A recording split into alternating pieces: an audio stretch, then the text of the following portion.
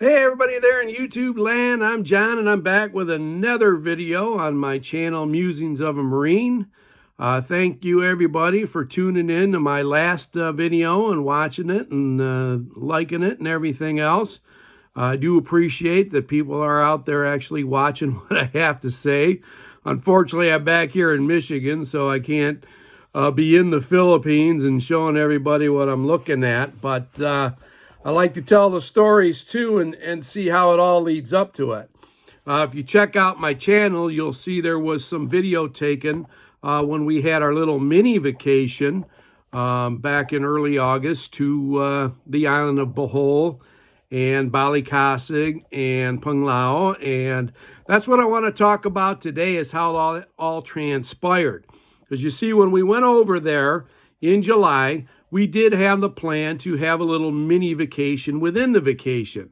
We went to Iloilo because we did have some personal business to take care of, but we did want to do a little island hopping too, and or at least go somewhere other than just hang around Iloilo like we typically did for various reasons. So we talked about going to the Isla Gigante, and my brother-in-law Ali and his family were going to Boracay, but we'd already been there before.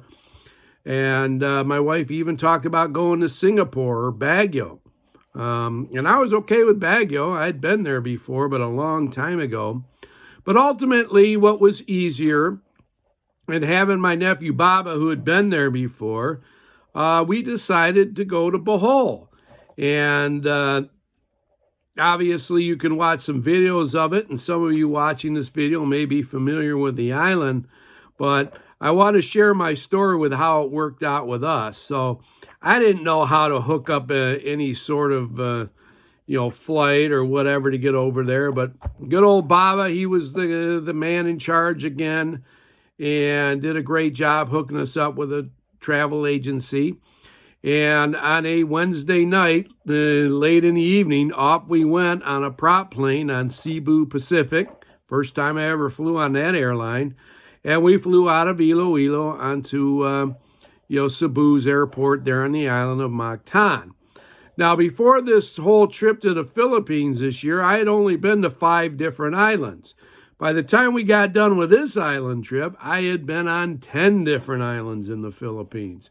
So we land in Mactan, and we get picked up by an Uber driver, and he takes us to a hotel in Cebu, in the city of Cebu. And it's this little hole-in-the-wall hotel, barely enough room for the 3 of us to sleep in it. I don't even think the TV worked. I mean, it wasn't a very good high-end place. But why did we go there? Why did they put us in that hotel? Very simple. We were close to the ferry port there in Cebu to take us over to the island of Bohol. So we spent the night there, probably got to sleep around midnight, and then up by 4:30 because the ferry left at 6 a.m.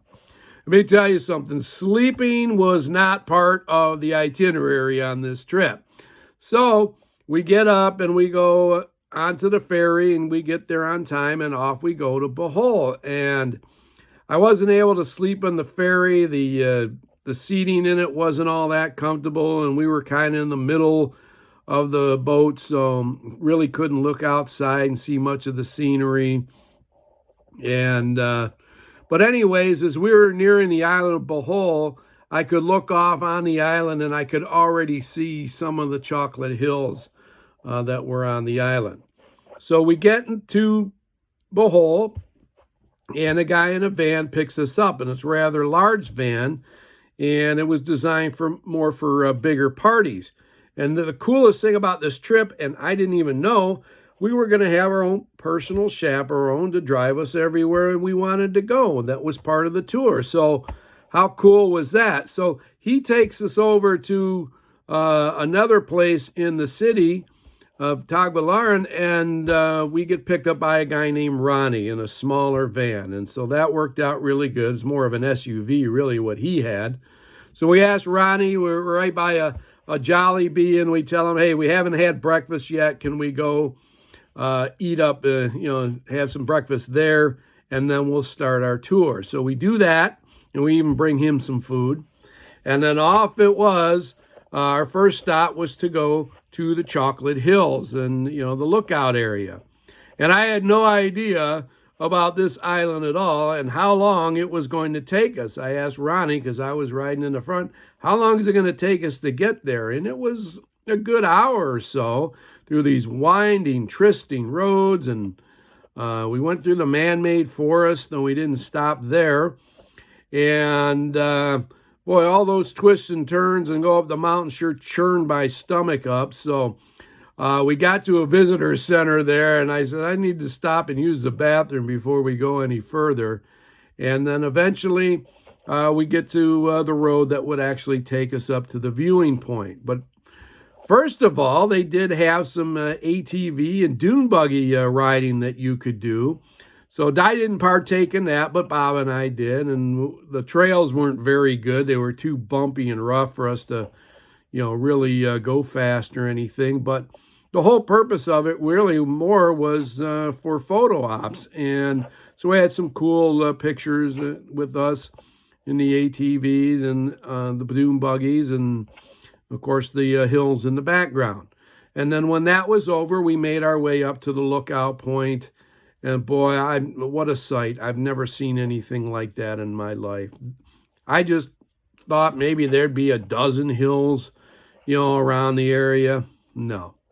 As far as the eye could see, there were chocolate hills everywhere. Now, for some of you who don't know why they're called chocolate hills and even what they are, is they are these natural God-made mounds of limestone, and the greenery grows on top of it. So they look like hills. But why do they call them chocolate hills? Because during the dry season, the greenery turns brown and it looks like a bunch of chocolate drops all over the place. So that's how the name came about, and it just blew me away how many of them were out there and just looking out at that. The thing about this trip, and this was just the start of it, was that I was seeing things, and Diana was seeing things that we'd never seen before and could go nowhere else to see either. That was so amazing about it. So we go check that out, and after we look at the hills and everything, we're taken to this place called the Enchanted Forest. And what's the other unique thing they have there? Well, tarsiers. And a tarsier is this little tiny primate, it's a small monkey with very big eyes, and they're only found on the island of Bohol. So for no other reason, you go to Bohol to see the hills and the tarsiers, because there's no other place in the world that you can see these things. And, and I'm having a conversation while we were on this trip in the Philippines. My brother Vince and his wife Mary, they went to upstate New York, and they saw a lot of cool stuff. And, Vince made a mention to me, and he said it before, I'm okay with, just staying in the U.S. There's a lot of cool things to see here. I don't need to go to another country. And I said, bro, you saw a lot of cool stuff in upstate New York, but you can see beautiful lakes and waterfalls all over the world. What you cannot see anywhere in the world except Bohol is the chocolate hills and the tarsiers. And that was just amazing in itself. And another thing you're not going to see in the U.S. is these beautiful churches that are in the Philippines. And to me, as a Catholic who goes to church, seeing these old Catholic churches is just truly mesmerizing. And we stopped at one that was built in 1595. Can you imagine that? A church that old? And it probably wasn't even the oldest church in the country either. I'm quite certain it wasn't. And here it was on the island of Bohol, of all places. So getting to see things like that was just amazing. And it was truly a very fun day. We had lunch at the Enchanted Forest. There was 3 young ladies playing music when we got there out of instruments just made out of bamboo and wood. And then Baba got Ron, our tour guide, to stop at another place where you could actually walk through part of the forest there, and you could see the tarshirs more in their natural habitat. And they usually sleep during the day, so most of them have their eyes closed. But if you don't know what a tarsier is, go ahead and check out one of my other videos on my YouTube page here, because my YouTube channel, because I have actual footage of it. And it is truly amazing that these little tiny animals can live. They live about 15 to 25 years, thereabouts. And you want to leave them alone, because they can get stressed out very easy. And, obviously being very small, they get afraid. But that was what we saw the first day there. And, I was blown away. But at the end of our first day tour, we ended up going to another island that I didn't even know was right next to Bohol. It was called Panglao. So we go over there, and that's where our hotel is. And we spend the night at a place called the Roman Empire. Now, you pull up to this hotel, and you think, doesn't look like a whole lot. Maybe it's just another place for us to hang our hats, right, and get sleep. But no, once you get inside of this place, they have a pool that runs the length of the entire court of the hotel. And because fortunately we had a first floor hotel room, we were able to walk right out into the patio of our hotel and literally walk right into the swimming pool. It ran the whole length of the court, so anyone on the lower level had the swimming pool as part of their patio. Now, how cool is that, right?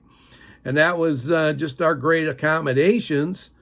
And so we went swimming and relaxed. And I don't think the TV worked in that place either. But it didn't matter, because I just wanted to go swimming and chill out. I wasn't worried about watching television. I myself had a nice dinner in the hotel restaurant, and Di and Baba weren't interested in that. But me, I like the more fine dining. They went out and got some snacks and whatever to eat, but I had a nice hamburger or whatever it was that I had, and had a nice meal. Took a while to get it, but nonetheless. So we go to bed probably around 9 o'clock, because sure enough, we had to get up at 6 a.m. the next morning and get picked up by Ronnie, because then it was off to a beach there on Panglao for some island hopping. Now, I don't know why, island hopping sounded like we were going to go to a few islands, but really we only went to one. So we get on the pump boat, and it's manned by this guy and his friend and his young son, who was off of school at the time, so he hung out with us too. But essentially, other than the 3-man crew, Di, Bob, and I had the boat to ourselves, so that was neat. And we're heading out to this small island, and it's got this big white structure sticking out in the middle of it, which, come to find out, was a lighthouse.